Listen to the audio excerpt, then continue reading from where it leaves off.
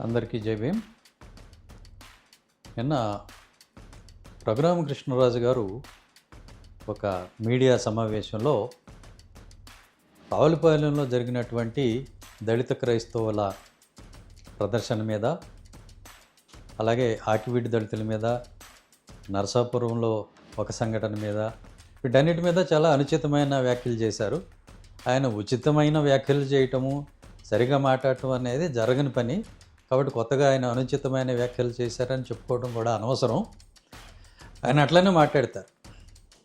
So మొట్టమొదటిగా వాడు చూద్దాం. ఇప్పుడు రావులపాలెంలో దళిత క్రైస్తవులు మొన్న ఆదివారం నాడు ఊరేగింపు చేశారు. ఊరేగింపు చేస్తే అది ప్రజాస్వామ్యంలో వాళ్ళకు ఉన్నటువంటి హక్కు.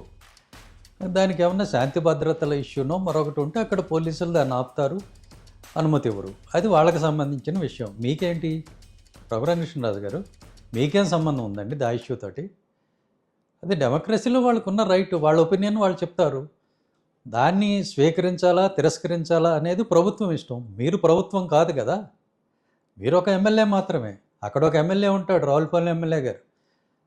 ఆయన మాట్లాడాలి కదా, ఆయన మాట్లాడతారు. మీకెందుకు? మీరు రాష్ట్రం మొత్తానికి ఏమీ ఎమ్మెల్యే కాదు కదా, మీ పని మీరు చూసుకోండి. పైగా వాళ్ళని అమర్యాదకరమైనటువంటి భాషలో చిప్పుదొబ్బిందా? ఎవరికి చిప్పుదొబ్బింది? డెమోక్రసీ అంటే ఏమాత్రం అవగాహన కానీ గౌరవం కానీ లేని మీకు చిప్పుదొబ్బిందా అని వాళ్ళంటే మీరేం సమాధానం చెప్తారు? పైగా మర్యాద లేకుండా ఏంట్రా, మరి వాళ్ళు కూడా మిమ్మల్ని ఏంట్రా అంటే మీరేం చేస్తారు? కాబట్టి ముందు మీ భాష మార్చుకోండి, మీ ప్రవర్తన మార్చుకోండి.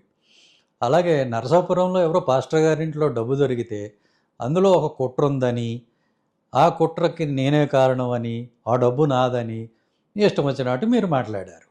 ఇప్పుడు ఆ డబ్బు మొత్తానికి లెక్కలు చెప్తాను, అది కంప్లీట్ వైట్ మనీ అని చెప్పి వాళ్ళు చెప్తున్నారు. అయిపోయింది కదా. ఇప్పుడు మరి ఎవరికి చిప్పుపోయినట్టు?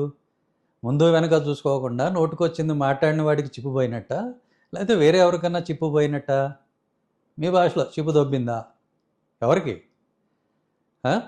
అది మీకు కుట్ర, మీకు మానసికమైనటువంటి జాడ్యం ఏదో ఉన్నట్టుంది. ఎందుకంటే ప్రతిదానిలో మీకు కుట్ర కనపడుతుంది, ఏది కూడా మీకు సహజంగా ఉండదు.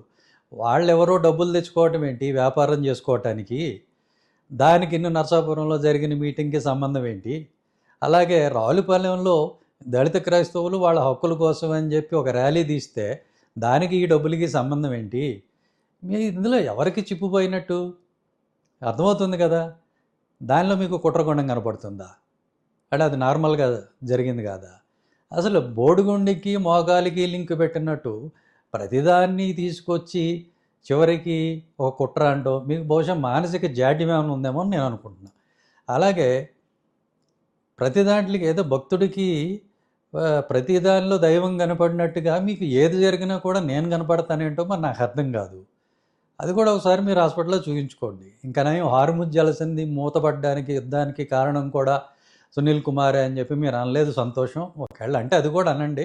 ఎందుకంటే చిప్పుపోయిన వాళ్ళు ఏదైనా మాట్లాడతారు కాబట్టి అందరూ దాన్ని తీసుకుంటారు, సీరియస్గా ఏమి ఉండదు. ఓకే. దాని తర్వాత ఆకివీళ్ళు ఆ పెద్దపేటలో వాళ్ళుండే ఆవాసాల దగ్గరికి మీరు దండెత్తెళ్ళి వాళ్ళు మిమ్మల్ని కొట్టడానికి వచ్చారని చెప్పి ఇంకో కథ మొదలుపెట్టారు. అఫ్కోర్స్ ఆ కథ ఎవరు నమ్మలేదనుకోండి, అందుకే వాళ్ళకి బెయిల్ కూడా వచ్చింది. ఇదొక కథ. ఇది కూడా కొన్నాళ్ళు బాగానే రక్తి కట్టించారు. సరే, అది అయిపోయింది. నరసాపురంలో ఏదో రాజ్యాంగ పరిరక్షణ కోసం అని చెప్పి దానికి సంబంధించిన సమావేశం ఏదో జరిగితే అక్కడ కుట్ర జరిగింది అని చెప్పేసి మళ్ళీ అదొక కథ. సరే, ఆ కథ అయిపోయిందిరా అనుకుంటే అక్కడ ఎవరో పాస్టర్ గారింట్లో డబ్బులు దొరికితే అది వాళ్ళ పిల్లలు ఎవరో అక్కడ యూరోప్లోనే ఎక్కడో ఉండి వాళ్ళు సంపాదించుకున్న డబ్బు ఇక్కడ ఇండస్ట్రీ పెట్టడం కోసం తెచ్చుకున్నారు. తెచ్చుకుంటే దాన్ని నరసాపురం మీటింగ్కి, రావులపాలెం ర్యాలీకి, ఆకివీడి దానికి అన్నిటికీ ముడిపెట్టేసేసి ఏదో కుట్ర జరిగిందని మీరు చెప్తా ఉన్నారు. దీన్ని ఏదో అంటారు స్కిజోఫ్రేనియానో whatever it may be something.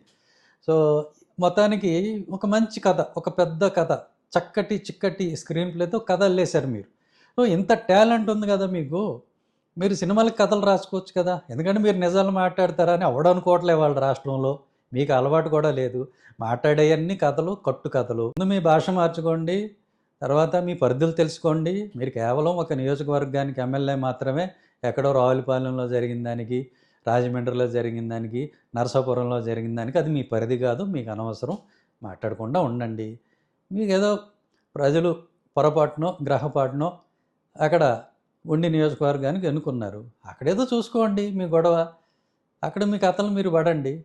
అంతేగాని ప్రపంచంలో ప్రతిదాని మీద కామెంటరీ, ప్రతిదాని మీద కథలు, అదిగో ఇది అయిపోతుంది, ఇదిగో అది అయిపోతుంది, నాకు సమాచారం ఉంది. ఏమన్నా సమాచారం ఉంటే ఆధారాలు బయట పెట్టి మాట్లాడాలి. అంతేగాని ప్రతిదానికి కుట్ర కోణము, ఇది ఉంది, అది ఉంది, మీరు వాళ్ళ ఇళ్ళ మీదకి వెళ్ళి పడి వాళ్ళని పెద్దపేటలో వాళ్ళని దబాయించి మళ్ళీ అంటారు నన్ను చంపైపోయారంటారు. ఇందులో ప్రతి కథలో ట్విస్ట్ ఏంటంటే ప్రతిసారి మిమ్మల్ని చంపైపోయారంటారు, మీకేం కాదు, మిగతా వాళ్ళందరూ పాపం ఇబ్బంది పడతారు, వాళ్ళు దెబ్బలు తింటారు, వాళ్ళు ఇబ్బంది పడతారు తప్పితే మీరు నిక్షేపంగా ఉంటారు, బ్రహ్మాండంగా అటు ఇటు తిరుగుతూ ఉంటారు.